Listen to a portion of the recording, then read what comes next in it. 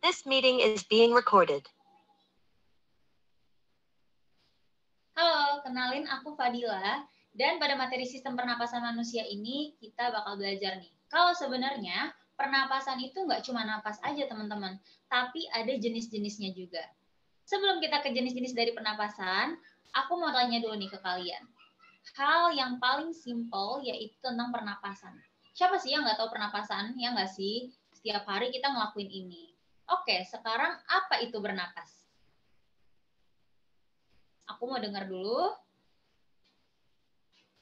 Oke, jadi bernapas itu merupakan proses menghirup oksigen dan menghembuskan karbon dioksida.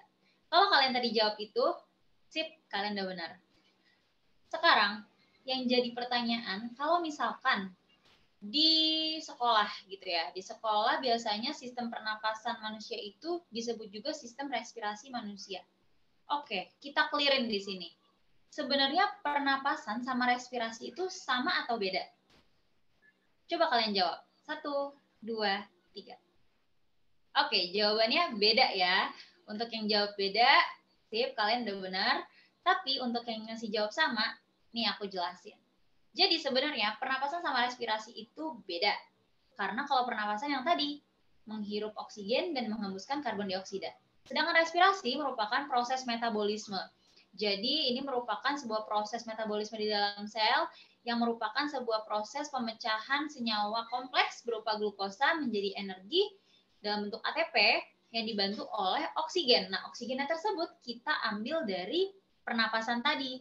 Jadi pernapasan dan respirasi itu merupakan suatu proses yang berkesinambungan atau berkelanjutan. Gitu ya. Oke. Kalau tadi pernapasan itu kita menghirup dan juga menghembuskan udara, gitu ya. Nah, dari situ sebenarnya kalian sudah belajar loh mengenai fasenya. Secara tidak langsung kalian sudah belajar mengenai fase pernapasan. Di mana fase pernapasan yaitu tadi, menghirup dan menghembuskan. Tapi ada istilahnya.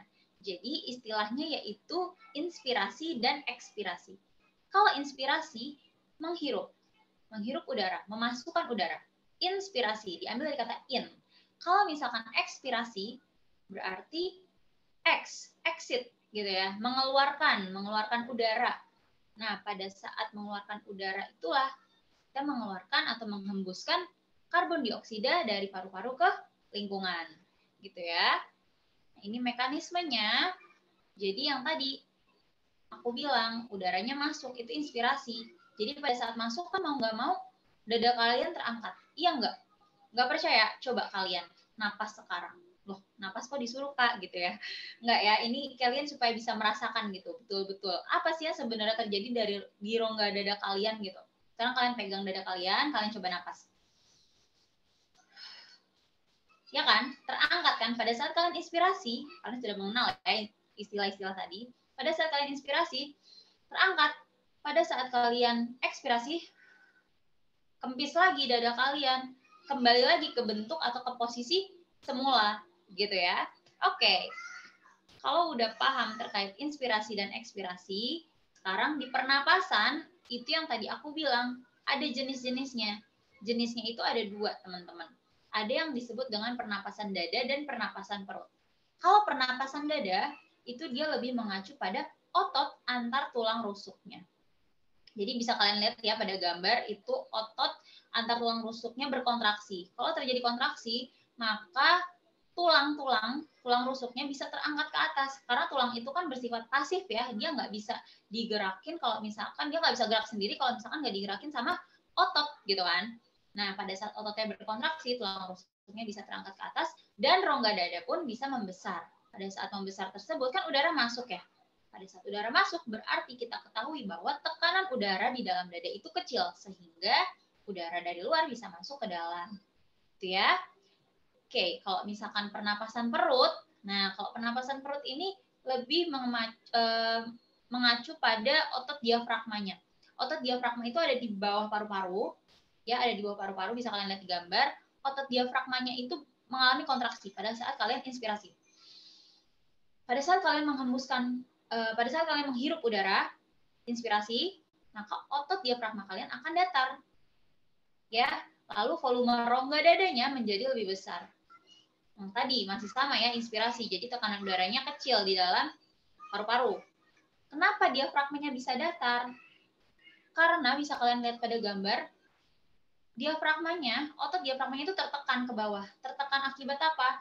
Akibat pernapasan atau akibat rongga dada yang membesar. Paru-paru kalian membesar kan pada saat inspirasi atau menghirup udara. Nah, di saat yang sama, diafragmanya akan terdorong ke bawah, jadinya dia datar. Nah, pada saat ekspirasi atau menghembuskan, dia akan balik lagi ke bentuk semula, yaitu melengkung. Gitu. Kenapa bisa melengkung lagi? Ya karena rongga dadanya atau paru-parunya sudah mengempis lagi, sudah kembali ke bentuk semula lagi gitu. Jadi udah nggak ketekan lagi diafragma, otot diafragmanya gitu ya. Oke, sip. Jadi sebenarnya kedua jenis tadi ya, ada pernafasan dada dan juga pernafasan perut, itu terjadi secara bersamaan. Ya, jadi nggak terpisah. Aduh, aku mau pernapasan dada dulu deh, atau aku mau pernapasan perut dulu deh. Nggak bisa gitu ya. Sekalinya kalian bernapas, ya udah terjadi dua hal itu. Pernapasan dada maupun perut. Bisa kalian lihat ya di gambar itu ada pada saat kita bernapas ya. Paru-parunya membesar, lalu diafragmanya akan terdorong ke bawah. Dan begitu pun sebaliknya pada saat kalian ekspirasi, semuanya kembali ke posisi semula. Oke. Sekian ya dari aku. Semoga kalian bisa paham sama materi sistem pernapasan manusia ini. Dan semoga ilmunya bisa bermanfaat. Thank you.